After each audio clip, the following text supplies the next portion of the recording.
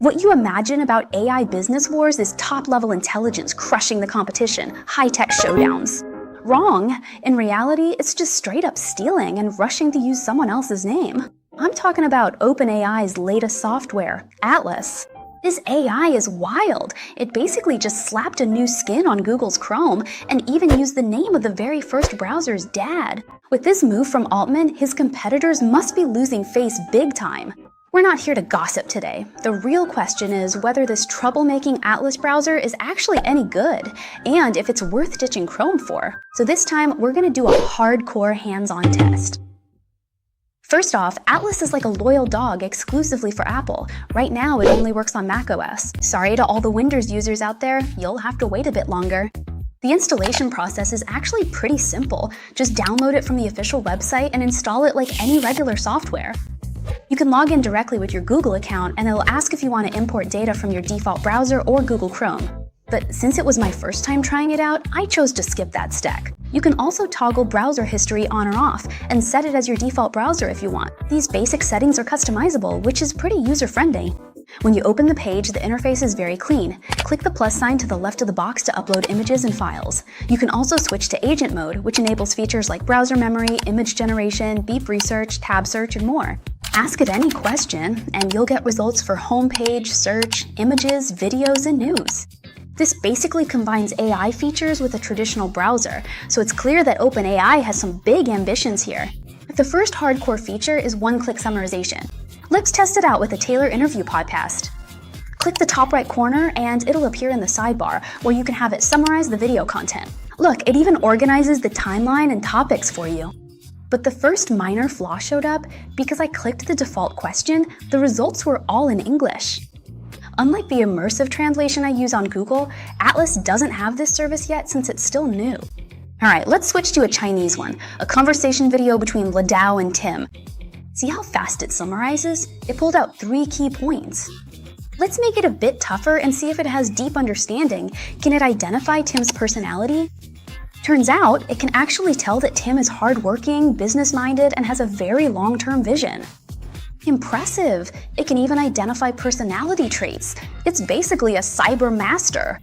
It can also summarize product information. Ask it to sum up the Apple 17's design, display, performance, and camera, and it'll organize everything for you in an instant. That's way faster than browsing the web yourself by a long shot. What's even cooler is that you can have it compare pros and cons.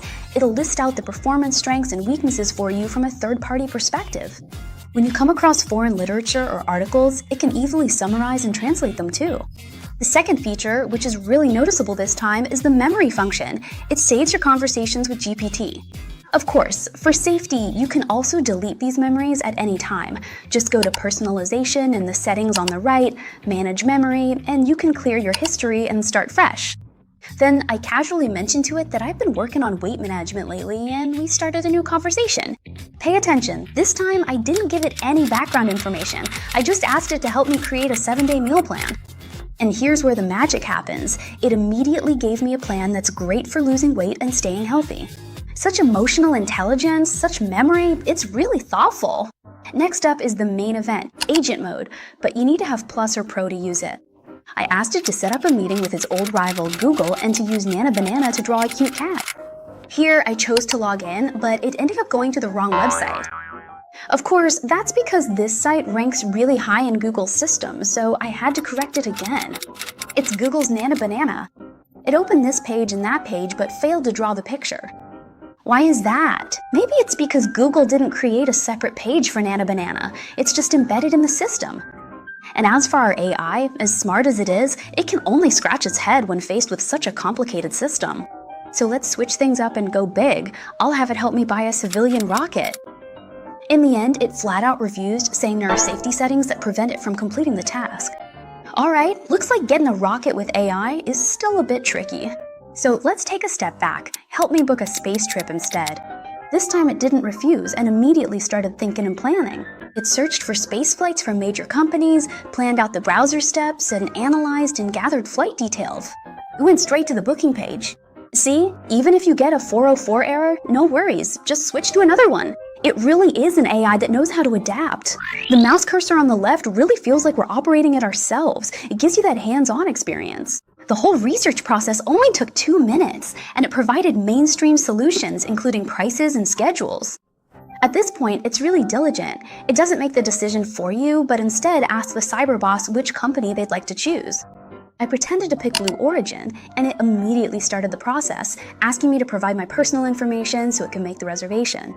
This process really saved me a lot of time and effort. At this stage, I decided to be honest with it. I told it I understood, I was just testing, thank you. Guess what happened next? It didn't get upset just because its suggestion wasn't followed. It was still really cheerful. The emotional intelligence here is just off the charts. Of course, if you're writing an email or using Notion, you can always have it lend a hand whenever you need. For example, if I think the Double 11 promotion on Taobao isn't strong enough and I want to complain, I can just call up GPT to help me polish my message. The result it gave fits the Chinese context really well, but it's a bit too bland. Let's ask it to make it sound more human. Just reply directly about what's not exciting enough, what's missing, and how it lacks surprises. Tell it to make the writing spicier. Slacking off, getting overwhelmed by competition, steady as an old dog, real and tangible benefits, the language style switches effortlessly. With this level, we might as well just copy its homework. The last little feature is pretty interesting too. One click to close all web pages. With so many windows open, you can just have it clear everything at once.